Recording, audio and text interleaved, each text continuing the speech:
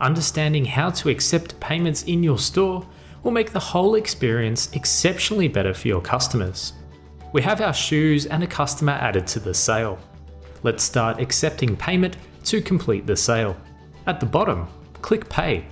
The payments page will appear. We have a number of different options available to us. Any payment types you set up in Vend will be displayed here. So cash, credit, debit, and integrated payments can all be taken in Vend. Let's say in this instance, a customer would like to pay $100 in cash and the remainder of the balance on their Mastercard debit card. First, we'll type in 100 and then we'll click Cash. The cash drawer will open and we can put the money away in the drawer. Now, we can accept the debit card payment. The sale is now complete and we can email and print the receipt for the customer.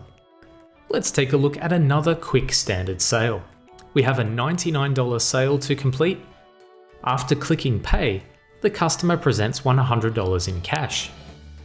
The sale completes, but you'll also notice that Vend showcases $1 in change that needs to be provided to the customer.